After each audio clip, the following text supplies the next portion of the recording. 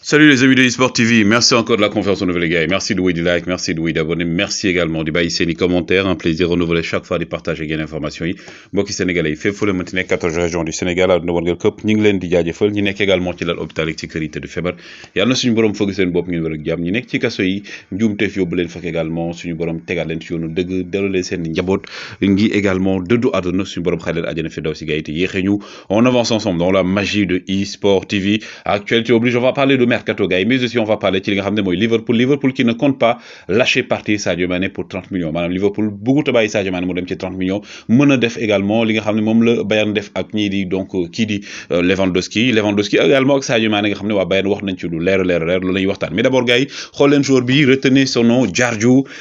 c'est le joueur donc du Casa Sport nekk aujourd'hui l'une des révélations du championnat local moom ak ki nga xam ne mooy Bouli Junior Sambou dinañ def portrait si ñoom bu leen ko loolu moom c'est avec des détails même beaucoup de détails mais jeune la boo xam ne aujourd'hui il est à suivre Diardiou aussi joyeux anniversaire à ki nga xam ne moom mooy donc la légende de Liverpool Steven Gerrard qui fête ses 42 ans l'ancien joueur et capitaine des Reds de Liverpool aujourd'hui entraîneur de Aston Villa moom aussi il a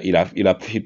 toute sa carrière plutôt du côté de l'AS Roma aussi Alexia Putellas donc la meilleure joueuse du monde félicitations ak FC Barcelone mi nga xam ne donc démb aussi ils ont remporté leur 3e trophée de la saison les Espagnols donc les Blaugrana donc meilleure équipe espagnole et l'une des meilleures équipes du monde actuellement mais aussi félicitations à l'Olympique Lyonnais mi daal di door démb Paris Saint-Germain 1-0 tax ñu daal di jël championnat donc bi nga xam ne mooy donc D1 Arkema donc au niveau de la France donc beaucoup de joueuses de même plutôt de Lyon ont été sélectionnées pour l'équipe de France comme aussi Paris Saint-Germain ñoo fi ëpp représentativité mais aussi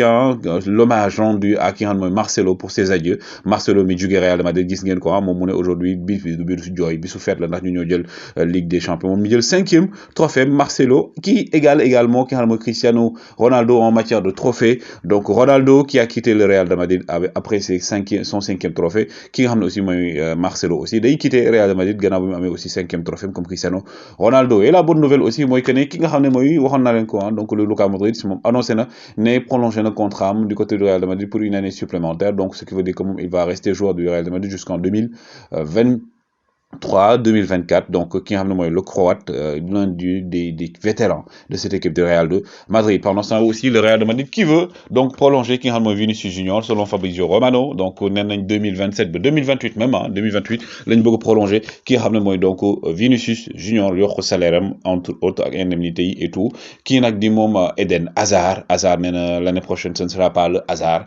donc gars yi bi ñu gis temps yi il y aura plus de Hazard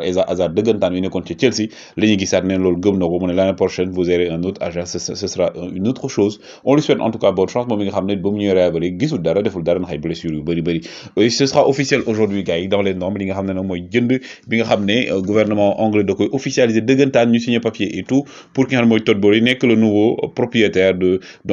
Chelsea avec également un hommage rendu à Roman Abramovich bi nga xam ne neen jaay moom dina jël lu si bëri daal di koy jox ñi nga xam mooy victime yu nekk ci Ukraine Sadio Mané n'y va pas donc toogal don't go bul dem fenn loolu la supporter yi waxoon naa ne ko démb wax ci li nga xam ne mooy parade bi nga xam ne mooy défilé bi nga xam ne joueur Liverpool ñu ko doon def pour présenter seen ñaari trophée yi ak gannaaw bi nga xam ne dañoo perdre seen finale bi aussi nos confrères de E-Media par l'intermédiaire de BNF donc ñoom wax nañ ci li nga xam ne mooy situation bi actuellement donc ñi nga xam ne mooy donc les joueurs de Liverpool donc Robertson entre autres ñoom prononcé wu nañ par rapport ak situation Sadio Mané lii nag juste avant match bi la ñoom ne nañ Sadio waxu leen dara ci vestiaire yi donc entre autres donc même bu fekkee wax na leen ko ils n'ont pas voulu vendre la mèche comme ni ko tubaab bi waxee bëgguñu ci wax lu leer moo tax actuellement aussi pour Sadio Mané aussi jóge Liverpool du côté de Bild nee nañ à 70% c'est fait que ne Sadio Mané day dem fa nga xam ne mooy donc ca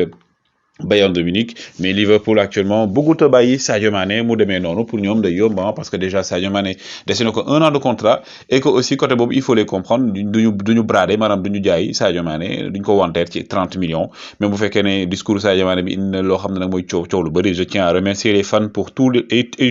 pour tout le coach aussi je souhaite à cette équipe tout le meilleur du monde dafa wax loolu nag gars yi ne li nag mooy déclaration d'adieu maanaam day dem loolu nag mooy di coow bi ki nga xam ne mooy Jürgen Klopp moom waxoon na fi temps mu ne benn joueur ñëwul ci moom ne ko dama bëgg a quitter Liverpool jusqu'à présent et que moom ñaanul yàlla joueur ñëw ne ko actuellement wax ko day quitter Liverpool par rapport ak joueur yoo xam ne moom daf leen a soxla dafa bëgg ñu daal di toog ci équipe boobu di Liverpool mais aussi actuellement Sadio Mané qui se serait peut-être qui se dirait donc que ne actuellement jot na nag mu changer d'air changer également li nga xam ne mooy club après 6 ans de loyaux services du côté des Reds de Liverpool après 6 ans de magnifiques performances yoo xam ne def na ko du côté de Liverpool et que aujourd'hui ñoom Liverpool leer nañ mooy que ne ils peuvent même boo matul mën nañ cee Sadio Mané benn année de contrat moo ko des même buy partir libre ñu bàyyi di koy bàyyi mu partir libre déwoon mu des fa wala boog il faut que ñu teg ci table bi lu xam ne ëpp na 30 millions pour daal di koy